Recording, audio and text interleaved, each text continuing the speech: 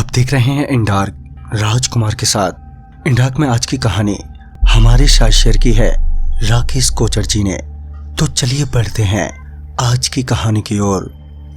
दोस्तों, मेरा नाम राकेश कोचर है और मैं न्यू दिल्ली का रहने वाला हूँ। मैं कनॉट प्लेस में एक कॉफ़ी शॉप में मैनेजर का काम करता था और अक्सर ही मैं रात को शॉप क्लोज करने के बाद घर आता था। मुझे लगभग रोज रात के 2 से 3 बजे ही जाते और ऐसा करते हुए मुझे कई साल हो गए थे।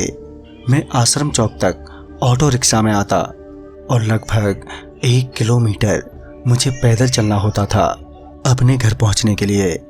मेरे घर के रास्ते से रेल की पटरियां सिर्फ 100 से 120 मीटर दूर थीं और एक अबेंडेंट सिनेमा हॉल जो बंद हो चुका था वो भी उसी रास्ते में था। ये दिसंबर 2000 की बात है कि मुझे अपने पैदल चलने की डबल आवाज सुनाई देने लगी थी। मैं मुड़कर देखता तो मेरे पीछे कुछ भी नहीं होता था। शुरू में तो मैंने इतना ध्यान नहीं दिया, लेकिन जब आवाज रोजाना आने लगी तो जब भी आवाज सुनता मैं लाउडली प्रेयर करने लगता और मुझे कभी कोई परेशानी नहीं होती। फिर थोड़े समय के बाद मैंने डबल आवाज पर ध्यान देना छोड़ दिया था।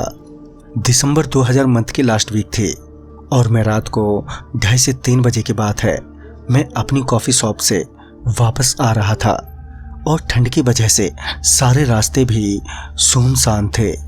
ठंड की वजह से कोई भी नजर नहीं आ रहा था। मेरे शोल्डर पर मेरा लैपटॉप बैग और मेरे दोनों हाथों में चॉकलेट केक था। मैं ऑटो से उतरा और पैदल घर के लिए चलने लगा, लेकिन जैसे ही मैं रेल की पटरियों के पास से गुजर रहा था तो मुझे किसी ने जोर का धक्का मारा। मैं बुरी तरह रोड पर गिरा। धक्का तेज था तो मैं और मेरा लैपटॉप एक डायरेक्शन में गिरे और मेरा केक दूसरे डायरेक्शन में, और दूर दूर तक कोई इंसान नजर भी नहीं आ रहा था। 2 मिनट के लिए तो मैं शॉक्ड हो गया और दिमाग सुन्न-सा हो गया। दूर दूर तक वहां पर कोई नहीं था मेरी मदद करने के लिए। तभी इससे पहले मेरे साथ कुछ और होता। मैंने देखा एक सिख फैमिली अपने कार से जा रही थी।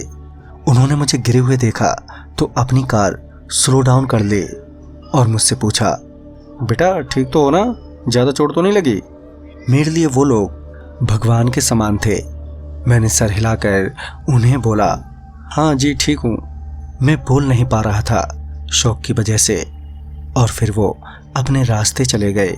फिर मैं उठा और फिर मैंने अपने कपड़े साफ किए और अपना सामान उठाया और घर की तरफ तेजी से निकला। मुझे बाद में महसूस हुआ कि अगर वो फैमिली नहीं होती तो मेरे साथ कुछ भी बुरा हो सकता था।